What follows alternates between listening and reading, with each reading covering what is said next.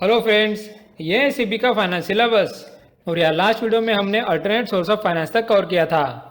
अब इस वीडियो में हम private and social cost benefit और यहाँ पब्लिक प्राइवेट पार्टनरशिप पढ़ेंगे। ये टॉपिक आरबीआई के फाइनेंस सिलेबस में पाया गया है और वो हमने ऑलरेडी अफेयर्समैन आरबीआई यूट्यूब चैनल के फाइनेंस प्लेलिस्ट में कवर किया है। सो उन्हीं वीडियोस को हम यहाँ देखेंगे। अगर आपने वो टॉपिक अफेयर्समैन आरबीआई के यूट्यूब चैनल से ऑलरेडी कवर किया है तो यहाँ आपका रिविजन हो जाएगा। सो चलिए स्टार्ट करते हैं। इस टॉपिक में हम दो चीजें समझेंगे, एक है कॉस्ट और दूसरा है बेनिफिट्स। कॉस्ट में हम समझेंगे प्राइवेट कॉस्ट, एक्सटर्नल कॉस्ट और सोशल कॉस्ट। और बेनिफिट्स में हम समझेंगे private benefits, external benefits and social benefits. Okay, तो आइए सबसे पहले स्टार्ट करते हैं कॉस्ट से। हम इसे एक एग्जाम्पल से समझते हैं। सोचो कि अनिल अंबानी ने एक रिलायंस का पावर प्लांट खड़ा किया है। अब आप मुझे बताओ कि ये पावर प्लांट के लिए क्या क्या कॉस्ट लगेगा। इस पावर प्लांट में हीट जनरेट करने के लिए कोल लगेगा, वहाँ काम करने के लिए लेबर लगेंगे और पावर प्लांट खड़ा करने के लिए स्टील लगेगा, राइट। ऐसे बहुत सारे अलग अलग कॉस्ट लगते हैं पावर प्लांट खड़ा करने के लिए। इस सब कॉस्ट को हम बोलते हैं प्राइवेट कॉस्ट। मतलब इलेक्ट्रिसिटी जनरेट करने के लिए जो भी कॉस्ट लग रहा है उसे हम प्राइवेट कॉस्ट बोलते हैं। ओके, लेकिन फ्रेंड्स, क्या पावर प्लांट बनाने का इतना ही कॉस्ट होता है कि बस इलेक्ट्रिसिटी जनरेट हो सके?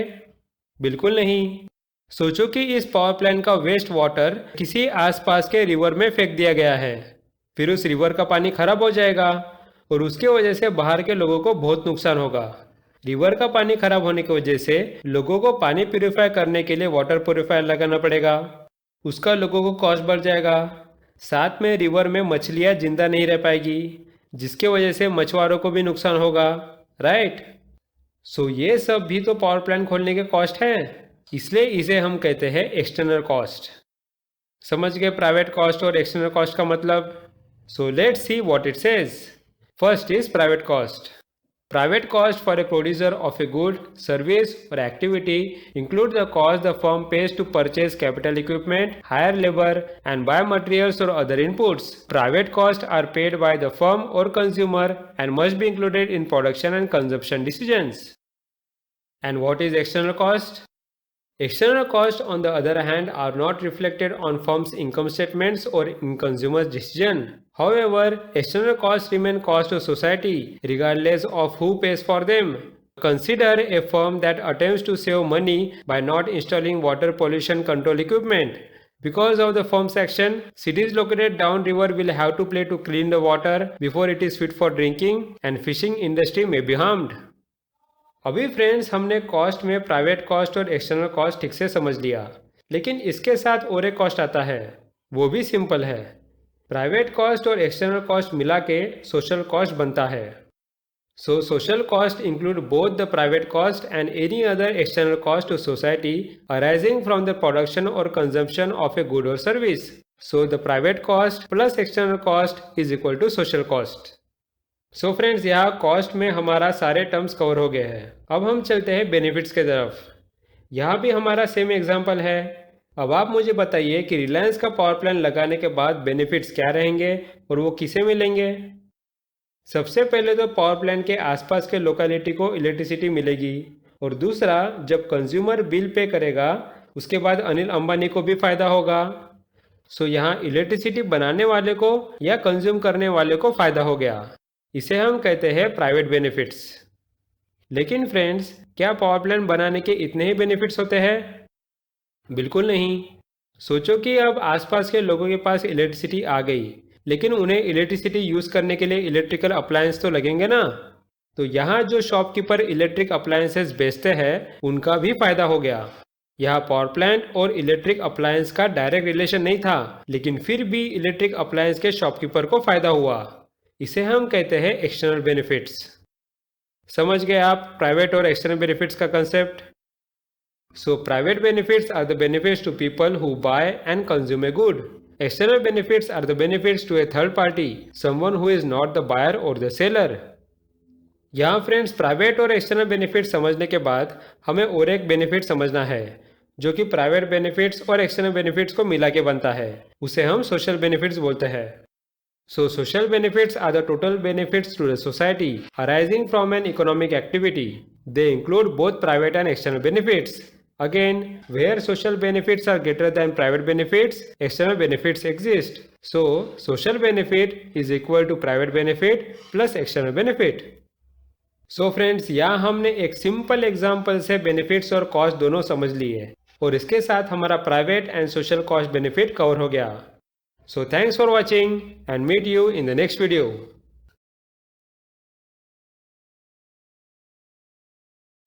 देखो, जनरल पब्लिक को अच्छी सर्विस देने के लिए इंफ्रास्ट्रक्चर की ज़रूरत होती है और इंफ्रास्ट्रक्चर सुधारने की पूरी रिस्पॉन्सिबिलिटी गवर्नमेंट पे रहती है.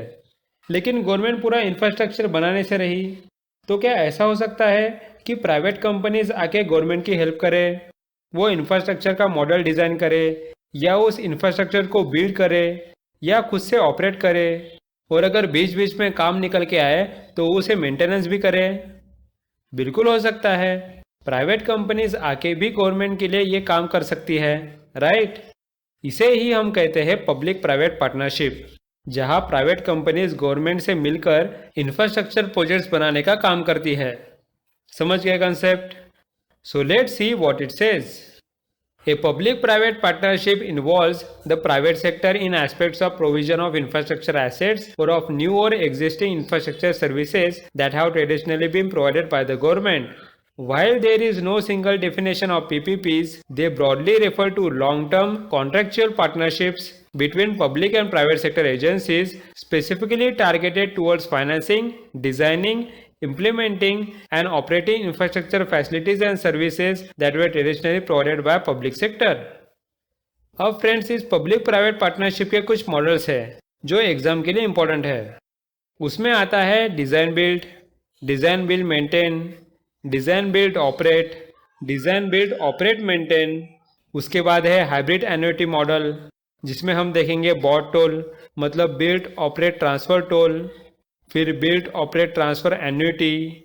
उसके बाद आखिरी में ईपीसी, जिसे हम engineering, procurement and construction model बोलते हैं. इतना सारा कंटेंट देख के आप डर मत जाओ, ये बहुत सिंपल कंसेप्ट्स है और जो भी हार्ड कंसेप्ट रहेंगे उसे मैं आपको सिंपल लैंग्वेज में समझा दूंगा, सो डोंट वरी. तो आइए स्टार्ट करते हैं डिज़ाइन बिल्ड मॉडल से. नाम से ही आपको समझ रहा होगा, यहाँ प्राइवेट कंपनी इंफ्रास्ट्रक्चर का डिज़ाइन बनाती है और उसे बिल्ड करती है. बिल्ड करने के बाद उस प्रोजेक्ट को वो गवर्नमेंट के हवाले कर देती है. उसके बाद गवर्नमेंट उस इंफ्रास्ट्रक्चर को ऑपरेट करता है. बहुत सिंपल है. इसे हमने और एक नाम दिया है, दैट इज़ बिल्ड ट्रांसफ़र. मतलब प्राइवेट कंपनी इंफ्रास्ट्रक्चर को बनाती है और गवर्नमेंट को ट्रांसफ़र करती है. Okay? So under design build model, the government contracts with a private partner to design and build a facility in accordance with the requirements set by government. After completing the facility, the government assumes responsibility for operating and maintaining the facility. This method of procurement is also referred to as build transfer. अब next है design build maintain. ये भी आप नाम से समझ गए होंगे. यहाँ प्राइवेट कंपनी इंफ्रास्ट्रक्चर डिज़ाइन करके बिल्ड करता है, लेकिन उसका काम वही ख़त्म नहीं होता. गवर्नमेंट जब वो इंफ्रास्ट्रक्चर को ऑपरेट करती है, उस वक्त उसमें अगर मेंटेनेंस का काम आ गया तो वो भी प्राइवेट कंपनी को करना होता है. Okay? So design build maintain model is similar to design build, except that the private sector also maintains the facility. The public sector retains the responsibility for operations. Next है design build operate. यहाँ private company infrastructure project को design करके बना देती है और वो project government के हवाले करती है, लेकिन उसके बाद भी प्राइवेट कंपनी उस प्रोजेक्ट को ऑपरेट करती है. इसे हमने और एक नाम दिया है, that is build transfer operate, जहां प्राइवेट कंपनी इंफ्रास्ट्रक्चर प्रोजेक्ट को बिल्ड करती है, उसके बाद वो गवर्नमेंट को ट्रांसफ़र करती है और ट्रांसफ़र करने के बाद खुद ऑपरेट करती है जब तक उसका प्रॉफिट ना निकले. समझ गए concept? So under design build operate DBO model, the private sector designs and builds a facility. Once the facility is completed, the title for the new facility is transferred to the public sector, while the private sector operates the facility for a specific period. This procurement model is also referred to as build transfer operate, that is BTO. अब next है design build operate maintain. यहाँ private company सब कुछ करती है, design निकाल के उस प्रोजेक्ट को बनाती है, उसे खुद ऑपरेट करती है, और जब मेंटेनेंस का काम आया तो वो भी करती है। यहाँ प्राइवेट कंपनी पूरा प्रोजेक्ट तब तक संभालती है जब तक उसका पूरा कॉस्ट और प्रॉफिट नहीं निकल जाता। एक बार कॉस्ट और प्रॉफिट निकल गया कि उसके बाद ये वो प्रोजेक्ट गवर्नमेंट के नाम कर देती है।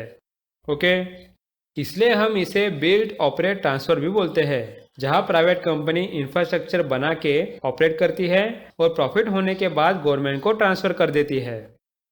So the design build operate maintain model combines the responsibility of design build procurements with the operation and maintenance of a facility for a specific period by a private sector partner. At the end of that period, the operation of the facility is transferred back to the public sector. This method of procurement is also referred to as build operate transfer, that is BOT. So friends, यह हमारे पहले 4 important model cover हो गए। Next video में हम hybrid annuity model को समझेंगे और बाकी मॉडल्स को देखेंगे। इस हाइब्रिड एन्युटी मॉडल को मैं सेपरेटली इसलिए पढ़ा रहा हूँ क्योंकि ये इकोनॉमिक सर्वे और बाकी करंट अफेयर्स में आते रहता है और मैं नहीं चाहता कि आप इस मॉडल को बाकी मॉडल से कंफ्यूज हो जाओ। तो मिलते हैं नेक्स्ट वीडियो में जहाँ हम हाइब्रिड एन्युटी मॉडल पढ़ेंगे। So thanks for watching and meet you in next video. अब हम हाइब्रिड एन्युटी मॉडल समझते हैं, लेकिन फ्रेंड्स हाइब्रिड एन्युटी मॉडल समझने के लिए पहले हमें बाकी मॉडल समझने होंगे। उसका रीज़न ये है कि सबसे पहले मॉडल बनाया गया था बॉट टोल का, यानी बिल्ड ऑपरेट ट्रांसफर टोल का। उसके बाद उस मॉडल को रिप्लेस किया गया बॉट एन्युटी मॉडल में, लेकिन ये बेस्ट मॉडल नहीं था। इस बॉट एन्युटी मॉडल में भी प्रॉब्लम्स आ रही थी, जिसकी वजह से EPC that is engineering procurement and construction model को लाया गया। और ये EPC मॉडल में भी प्रॉब्लम होने की वजह से लास्ट में हाइब्रिड एन्युटी मॉडल लाया गया। सो समझ गए, हाइब्रिड एन्युटी मॉडल पढ़ने से पहले हमें बाकी मॉडल्स को समझना होगा। ओके, सो चलिए स्टार्ट करते हैं बिल्ड ऑपरेट ट्रांसफर टोल से। नाम से आपको समझ रहा होगा ये मॉडल रोड कंस्ट्रक्शन के लिए यूज होता है। ये मॉडल गवर्नमेंट के लिए बहुत अच्छा था क्योंकि यहाँ गवर्नमेंट को कोई भी काम करना नहीं पड़ता था, सब काम प्राइवेट कंपनी करती थी। रोड बनाने के लिए लैंड खरीदना, मटेरियल लाना, रोड बनाना, गाड़ियों से टोल वसूल करना, ये सब काम प्राइवेट कंपनी का था। सो यहाँ सब रिस्क प्राइवेट कंपनी के ऊपर आ गई और गवर्नमेंट में कुछ नहीं। और यहाँ प्राइवेट कंपनी को 30 साल तक टोल कलेक्ट करना पड़ता था, जिससे उनका इन्वेस्टमेंट और प्रॉफिट वापस उन्हें मिले। ये भी बहुत लंबा समय है। तो ये है बॉट टोल मॉडल। ये रोड कंस्ट्रक्शन में सबसे पहला मॉडल था। So in BOT toll model the road developer constructs the road and is allowed to recover his investment through toll collection till 30 years. Therefore, no government payment in this case. Here, all the risk, land acquisition and compensation risk, the construction risk, that is risk associated with cost of project, the traffic risk and commercial risk lies with the private party. The private party is dependent on tolls for its revenue. The government is only responsible for regulatory clearance. So friends, यहाँ private company को ये model अच्छा नहीं लगता था क्योंकि सारे risk private company के ऊपर थे। सोचो कि प्राइवेट कंपनी ने लैंड खरीद के रोड बना लिया, लेकिन रोड पे ट्रैफिक ही नहीं आई तो उसे रेवेन्यू कहाँ से मिलेगा, राइट? इसलिए प्राइवेट कंपनी इस मॉडल में ज़्यादा इंटरेस्टेड नहीं थे। तो यही देखते हुए गवर्नमेंट ने लाया बोट एन्युटी। यहाँ प्राइवेट कंपनी ही लैंड खरीदती है और उसके ऊपर रोड बनाती है, लेकिन यहाँ प्राइवेट कंपनी को टोल के रेवेन्यू में डिपेंड नहीं रहना पड़ता। यहाँ गवर्नमेंट उनकी हेल्प करती है। गवर्नमेंट उन्हें हर साल कुछ अमाउंट पे करती है, जिसे हम एन्युटी बोलते हैं। इस एन्युटी की मदद से प्राइवेट कंपनी को जो कॉस्ट लगते हैं वो रिकवर हो जाते हैं और उन्हें रोड के ट्रैफिक पे डिपेंड नहीं रहना पड़ता है। समझ गए? So, in this model, the private player build, maintain and operate the road projects while government pays each year the private player a fixed amount of annuity for the term of contract. The private party recovers all the cost which it incurred for building, maintaining and operating the road project from the annual annuity amount paid by the government. It is obvious that there is no commercial and traffic risk to the private party as was the case with boat toll model. अब आप सोच रहे होंगे ये तो बहुत अच्छा model है, इसमें कोई प्रॉब्लम नहीं आनी चाहिए। लेकिन फ्रेंड्स, इसमें भी प्रॉब्लम आती है। देखो समझते हैं। सोचो कि कॉन्ट्रैक्ट जब शुरू होते रहता है तब प्राइवेट कंपनी लैंड और मटेरियल के कॉस्ट का एस्टिमेशन करती है।